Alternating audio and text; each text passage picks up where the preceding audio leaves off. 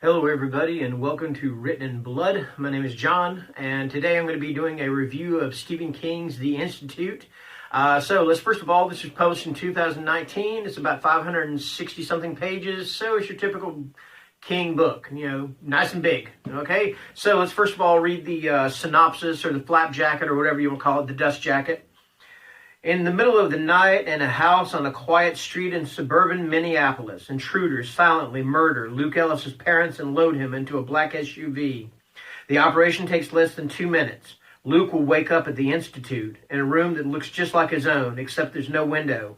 And outside his door are other doors, behind which are other kids with special talents, telekinesis and telepathy, who got to this place the same way Luke did.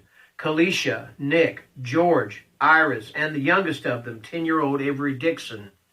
They are all in front half. Others, Luke learns, graduate to back half. Like the Roach Motel, Kalisha says. Kids check in, but they don't check out. In this most sinister of institutions, the director, Mrs. Sigsbee, and her staff are ruthlessly dedicated to extracting from these children the force of their extra-normal gifts. There are no scruples here. If you go along, you get tokens for the vending machines. If you don't, punishment is brutal. As each new victim disappears to back half, Luke becomes more and more desperate to get out and get help. But no one has ever escaped from the Institute. Okay. Now, one thing about this, it also compares this book to Firestarter and to It. And I understand why they're doing that. In Firestarter, Charlie McGee was used as she was exploited by this organization known as the Shop, who wanted to exploit her pyrokinetic abilities.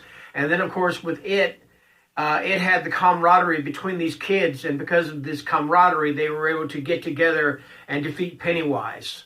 And it's like this in the book, except there's no Pennywise. There's just the Institute and the people within it. So that being said, the two main things I liked about this book, and I do give this book a 5-star rating for sure because it absolutely deserves it.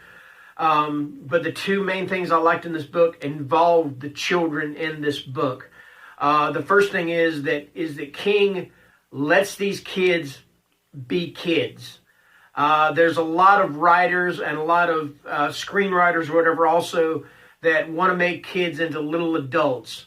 Let them be kids, okay? And that's what King does. Yes, these kids are brilliant. Luke is brilliant. This kid is smart. He's so smart that before he's kidnapped, he was going on the brink of being, in fact, he was going to be accepted into not one but 2 universities, of which he would attend both of them. A 12-year-old kid. That's how smart this kid is, okay? All right?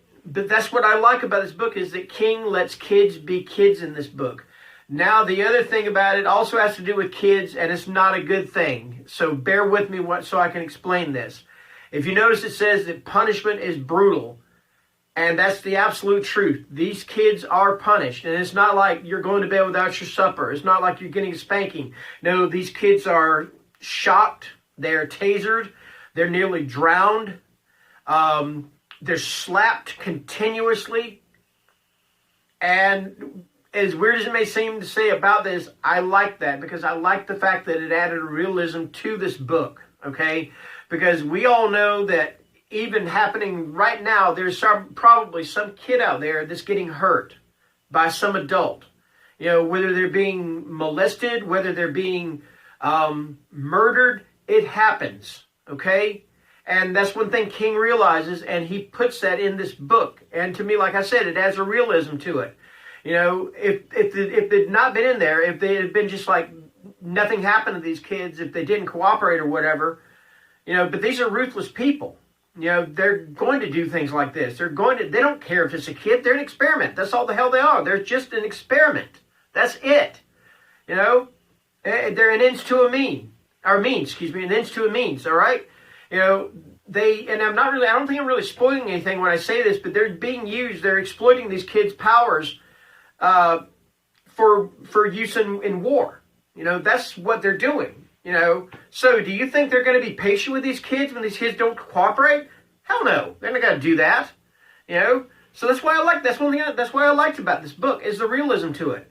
Now King has started to move away from horror. It seems like he's doing more thrillers, more and more. I mean, like the Mr. Mercedes series, that was more of a thriller. Now, Revival, that could be taken as horror if you want to, yeah. But he seems to be getting more and more into doing thrillers than he is doing horror. And I'm kind of mixed about that, because I like horror, But at the same time, with a book like this, I found myself holding my breath because I want to know what happens next. What's going to happen to these kids? That's why I give this book a 5-star rating, because he never lets up with this book,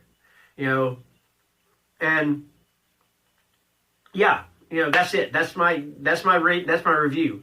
This is my review of The Institute. I highly recommend it.